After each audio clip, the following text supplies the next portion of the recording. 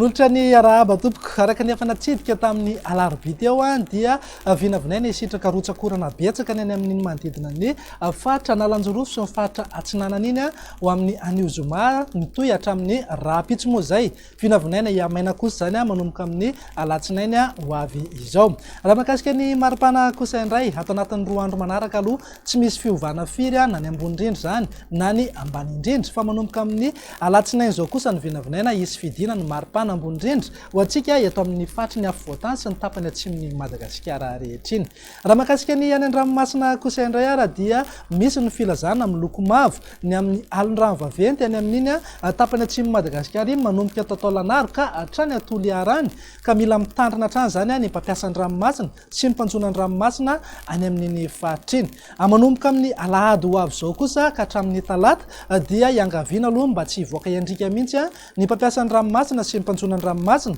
manomboka eto Taolagnaro ka hatrany Toliara fa misy alon-drano vaventy avy atsimo andrefana ka mety hanonja be zany ranomasina ahery zany indraindray. Andao jerentsika amin'ny ansipriany ary ny finantoetry ny andro amin'ny rapitso izay isitraka orana malefaka hatrany aloha ny any manodidina ny faritry Sava analanjorofo ary Toamasina ny tapany avaratry Madagasikara kosa dia saika andrahoana amin'ny akapobeny raha toa kosa ka ho maina tanteraka mihitsy ny faritra sisa rehetra aoriny ny zavona vao maraina aty amin'ny afovoantany ny ilany andrefana ary ny tapany atsimon'ny nosiny. Raha ho an'ny tolakandro kosa indray ary dia hitoy hatrany aloha ny orana malefaka aty amin'ny faritry Sava analanjorofo ary ny faritra atsinanana torak'izay ihany koa ny ilany atsinanan'ny faritry Sofia iny zany hoe any Befandriana avaratra sy ny manodidina ny Mandritsara ny any amin'ny manodidina ny Samborano sy nosy be iny ihany koa dia vinavinaina isy orana tandrifondrahona indraindray. Ny faritra sisa rehetra kosa moa dia vinavinaina andrahoana vitsy na ibalika tanteraka mihitsy ingabe masoandro indrindra moa ny aty amin'ny tapany atsimo nosy fa ny tapany avaratra iny dia saika andrahoana amin'ny akapobeny.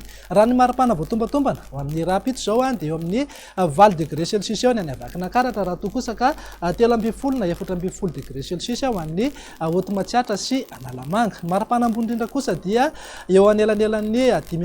na 20 degré eo zao ho antsika eto amin'ny afovoantany zany hoe saika afanatrany aloha zany amin'ny akapobeny. Ny mafana indrindra kosa dia any amin'ny manodidina ny Besalampy Maheva Tanàna ary any Antsohiany ihany manangy hatrany amin'ny 4 degré celsius mihitsy. Dia zay indray raha ny vinantoetry ny androntsika amin'ny rapitso tompoko lasy tompoko vavy mame fotoananao ho amin'ny manaraka indray. Zay avy ety amin'ny météo Madagasikara ihany koa dia mirary fety sambatra ho antsika rehetra. Veloma tompoko.